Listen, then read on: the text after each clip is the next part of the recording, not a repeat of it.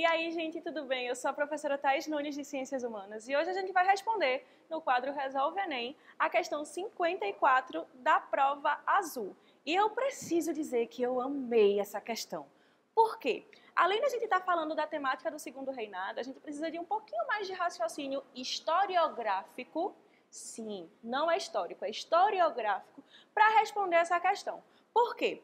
Quando a gente começa a entender essa questão do Segundo Reinado, é tranquilo, todo mundo sabe. Mas uma coisa que é mais complicadinho da gente ter em mente é o processo científico da história na hora de entender as temporalidades dessa questão.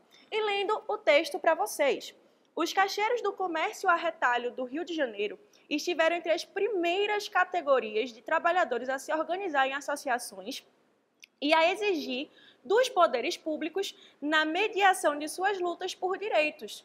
Na década de 1880, se você está com prova e com a questão, circula. Os caixeiros participaram da arena política que ganharam as ruas com vários outros, como os republicanos e os abolicionistas. Por que é tão importante a gente ter o raciocínio historiográfico nessa questão? Porque quando a gente pensa a partir da década de 1880, no final dessa década a gente teve a proclamação da República, em 1889. Em 1888, a gente teve a Lei Áurea, que aboliu a escravidão. Temos sérias falhas nessa lei, mas a gente teve. E na década de 1870, mais especificamente em 1873, a gente teve a fundação do PRP, o Partido Republicano Paulista, aquele mesmo partido da República do Café com Leite, que vai ter aquela troca de favores com o PRM.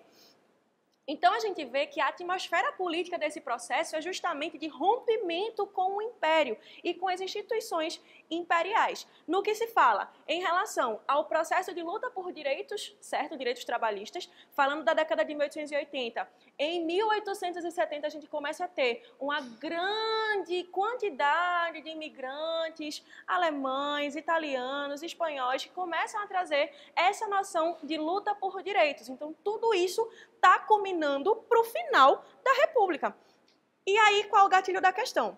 A atuação dos trabalhadores mencionados no texto representou na capital do Império um momento de gabarito, letra E, contestação dos princípios monárquicos. A gente está falando de um grupo abolicionista, a gente está falando de um grupo republicano e a gente está falando de luta por direitos, coisa que não foi comum durante o processo nem do primeiro nem do segundo reinado. Por isso que o gabarito é letra E. E aí, o que foi que tu achou? Gostasse da questão?